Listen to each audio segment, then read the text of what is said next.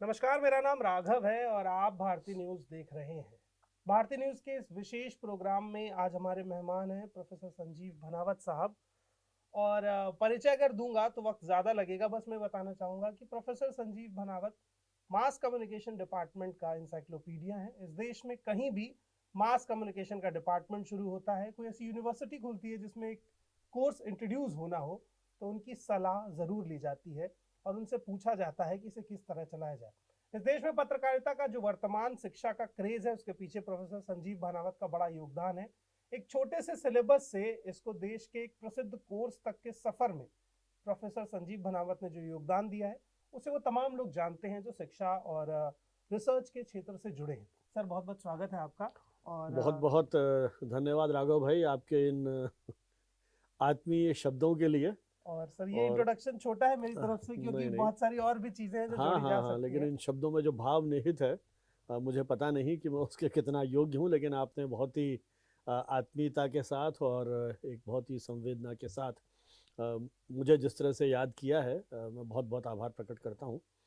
और भारतीय न्यूज़ के प्रति भी मेरी शुभकामनाएं। जिस तरह से राघव जी ने और उनकी पूरी टीम ने ये एक अभियान चलाया है बच्चों को प्रशिक्षित करने का, उस दिशा में आपका ये प्रयोग बहुत ही महत्वपूर्ण है, सराहनीय है। क्योंकि इस कॉलेज के साथ, इंस्टीट्यूट के साथ मेरा लगभग 2 साल का जुड़ाव है और मैंने यहाँ के शिक्षकों के उस कमिटमेंट को और विद्यार्थियों के उस उत्साह, उमंग, उल्लास को बहुत निकटता से महसूस किया है। तो बधाई आपको इस महत्वपूर्ण उपक्रम के लिए। बहुत बहुत शुक्रिया सर। जिस तरह का हमारा 2 दिन का कार्यक्रम सर चल रहा है, board room to court room, मैं इस विषय से बहुत हद तक सहमत था और मुझे बड़ा अच्छा लगा कि पहली बार लोकतंत्र के 2 मजबूत स्तंभों को कोई एक साथ जोड़ के एक विषय में लेकर आ रहा है। एक स्तंभ जो मीडिया है, उसकी पूरी समझ आपको है। दूसरा स्तंभ जो न्यायपालिका है, वो मीडिया में ही निहित हो जाता है, क्योंकि बिना न्यायपालिका पढ़े आप पत्रकारिता को उतना नजदीकी से नहीं समझ पाएंगे।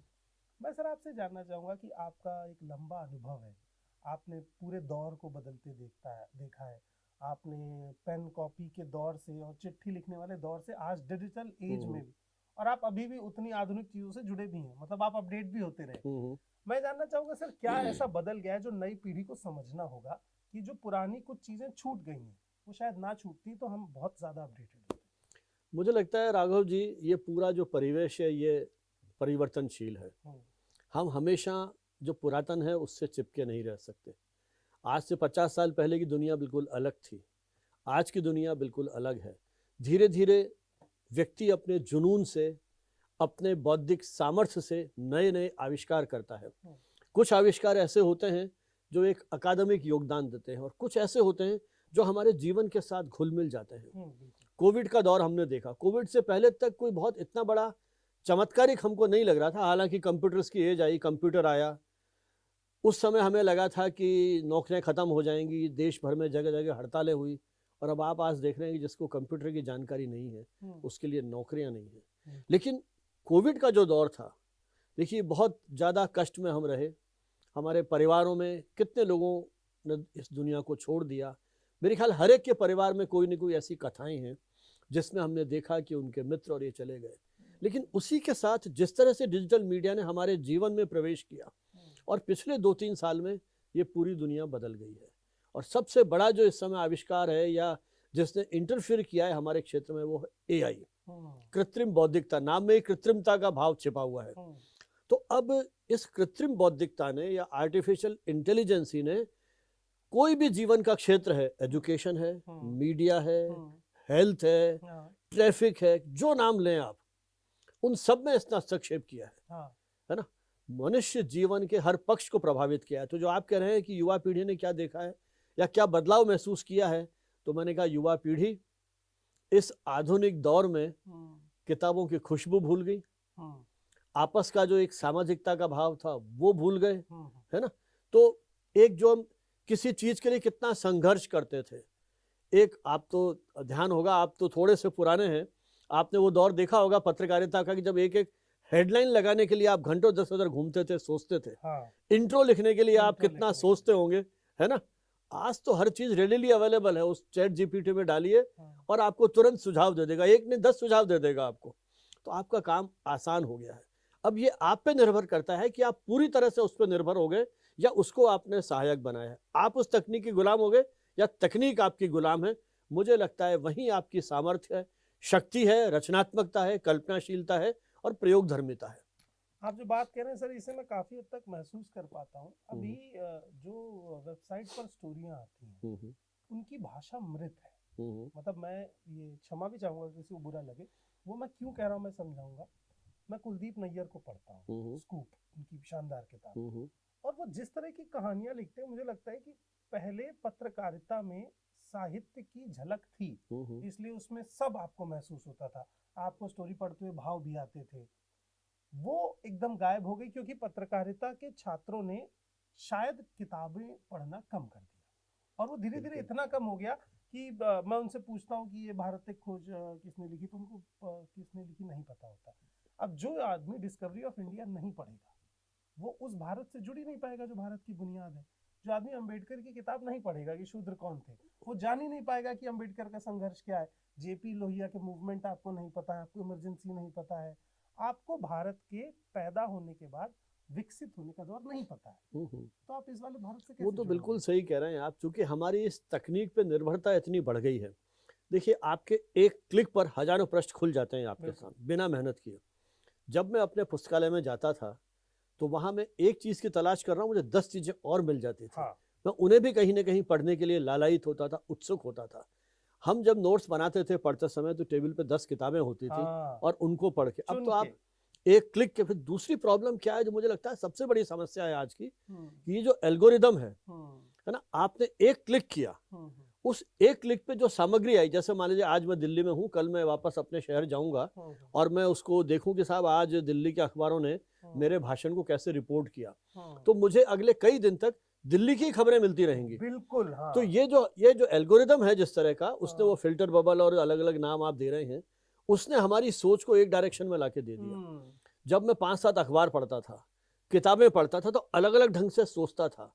अखबार में भी अभी तक कम से कम ये बचा हुआ है कि विभिन्न विचारों को प्राथमिकता दी जाती है। ठीक है, वो अखबार सत्ता का पक्षधर हो सकता है, विरोध में हो सकता है, लेकिन फिर भी विरोधी मतों को वो सम्मान देते हैं एक सीमा तक। 20 में से 2 पन्ना तो दे दे, तो कम से कम हमें एक सोचने का अवसर तो मिलता है ना। कई बार आपने देखा होगा अखबारों के एडिट पेज पे एक पक्ष में है और एक विपक्ष में है। पाठक स्वयं निर्धारित करे कि उसका क्या सोच है, अपना निष्कर्ष निकाले। तो ये जो पढ़ने की प्रवृत्ति का ह्रास हुआ है, मैंने आपसे कहा ना कि वो छपे हुए शब्द की खुशबू भूल गए। ये सबसे बड़ी चुनौती है। पढ़ना जब भूल गए तो शब्द कहाँ से आएंगे, शब्द भंडार नहीं होगा, नए नए शब्दों से परिचय नहीं होगा। वो जिन प्राचीन लोगों की आप बात कर रहे हैं, बहुत कुलदीप नैयर की बात की, मैं कहता हूँ हिंदी में भी हमारे यहाँ अज्ञे थे, रघुवीर सहाय थे, है ना, विद्यानिवास मिश्र थे, निराला थे, इन्होंने भी अखबार निकाले। आजादी से पहले तो पत्रकारिता और साहित्य एक साथ चले लगभग। हम पहले पत्रकार जो हमारे थे, एक तरह से भारतेंदु की बात करें, जितने लोग आजादी की लड़ाई में आगे आए, बड़े नेता थे, नेहरू पत्रकार थे, सरदार वल्लभ भाई पटेल पत्रकार थे, जिन्ना पत्रकार थे। उन्होंने ये महसूस किया था कि राजनीतिक सामाजिक लड़ाई को हम, अखबार उसकी बहुत बड़ा हथियार है, इसलिए अखबार की प्रसार संख्या कम थी, है ना, लेकिन उसमें छपने वाले हर शब्द की कीमत थी, है ना, एक एक शब्द से। अब बताइए, कुछ 100 संख्या में बिकने वाला अखबार एक पूरी विचार चेतना को जागृत करता है। पूरा देश अंग्रेजी सत्ता के खिलाफ खड़ा हो जाता है उस अखबार को। हाँ, बिल्कुल। चाहिए एक संपादक, वेतन हर संपादक पे 1 गिलास ठंडा पानी, 2 सूखी रोटियां, 10 वर्ष की जेल, ये पारितोषिक मिलता था संपादन के ऊपर। आपको एकदम पुरानी अखबार पढ़ने पर मृत्युदंड दिया गया। अखबार आपके पास एक प्रति मिल जाए अखबार विशेष की, तो अंग्रेज सरकार खाल खींच लेती थी। इतनी यातनाएं, कारण उस अखबार का प्रभाव था। आज करोड़ों की प्रसार संख्या और पाठक संख्या हो गई है, वो असर क्यों नहीं है? क्योंकि शब्द की जो ताकत है वो हम भूल गए। उसमें भावनात्मक, अभी कुछ साल पहले तक जो ऐसे भी पत्रकार थे जो साहित्य और पत्रकारिता दोनों का उनके अंदर समन्वय था और एक एक शब्द का असर होता था। बहुत सारे सरकार उनके लिखे हुए को कहीं ना कहीं गंभीरता से लेती थी। आप और हम जब सेमिनार्स होते थे तो उन संपादकों को कोट करते थे। आज आपने कहा कि विद्यार्थी उस अखबार को पढ़ता नहीं है, अपनी प्रदेश के शहर के 2 पत्रकारों के नाम वो नहीं बता सकता है। तो ये जो स्थिति हो गई है, जो अरुचि हो गई है उसको, क्योंकि हर चीज उसको लगता है कि एक क्लिक पर उपलब्ध है। अब उसको नहीं मालूम था क्या है, वो क्लिक करेगा उस पर गूगल पे और तुरंत जानकारी प्राप्त कर लेगा। वो कितनी सही है कितनी गलत है ये फिर बात की रिसर्च है। एक बात है, उसको झूठा सच्चा जो भी जानकारी है मिल जाएगी। तो इसलिए मुझे लगता है जब विचार क्षमता खत्म होती है तब फिर एक नई समस्या शुरू होती है। इसलिए जो पत्रकारिता से जो अपेक्षाएं हैं, हम देखते हैं कई बार वाक्यों के प्रयोग गलत हो रहे हैं। ये विशेषकर जो हमारे ये प्रसारण माध्यम है, यहाँ तो कई बार देखता हूँ मैं कि भाषा का और उच्चारण का, हम तो उस पीढ़ी के हैं जहाँ आकाशवाणी को उच्चारण के लिए और भाषा के प्रयोगों के लिए, शब्दों के प्रयोगों के लिए हम लोग सुनते थे, है ना। तो धीरे धीरे वो मतलब वो बहस ही बंद हो गई संपादकीय कक्षों में। कई बार ऐसा होता था कि कोई शब्द जैसे मैं बोल रहा हूँ, कोई और बोल रहा है और हम में विवाद है कि इसका सही तलफ्फुज़ क्या है, तो आकाशवाणी इतना पैरामीटर था कि वहां पर जो बोला जा रहा है वही सही होगा। हाँ। अभी तो मतलब शब्द व्याकरण तो मुझे लगता है कि इतना द्वितीयक चीज हो गई है बिल्कुल कि आम बोलचाल की भाषा है, आम बोलचाल से फिर वो इंग्लिश हुई, इंग्लिश से अब वो क्या बनेगी मुझे भी नहीं पता है। आजादी से पहले अखबारों में शब्दों की वर्तनी को लेकर के वेंकटेश्वर समाचार की टें टें इस हेडिंग से उस अखबार में जो भाषाई अशुद्धियां हैं उस पर लिखा जाता था। उसके बाद हमारे देश में भी मुझे याद है पहले रीडर्स डाइजेस्ट करके एक पत्रिका आती थी, हालांकि वो विदेशी प्रकाशन था, उसमें भाषा को लेकर बात होती थी। हमारे यहाँ कादिम्बरी में मैंने देखा कि ऐसे स्तंभ छपते थे। हमारे यहाँ लंबे समय तक जनसत्ता ने इस तरह के कॉलम छापे। जनसत्ता तो सर मतलब एलीट। हाँ, प्रभाष जी ने जिस तरह से किया था, बिल्कुल बिल्कुल थानवी जी ने किया। इधर नवभारत टाइम्स में राजेंद्र माथुर अंग्रेजी के प्रोफेसर थे, लेकिन हिंदी पत्रकारिता को कितनी बड़ी देन है उनकी, है ना। फिर आपका दिनमान है, उसमें तो जब अज्ञेय संपादक थे तो लगता था उनकी जो टकसाल है उसमें शब्द बिल्कुल सांचे में ढल के निकल रहे हैं। तो वो पढ़ते थे हम उस समय। रविवार जहाँ हिंदी की जो पत्रिका थी, दिनमान थी, इस तरह के सारिका के को हमने देखा है।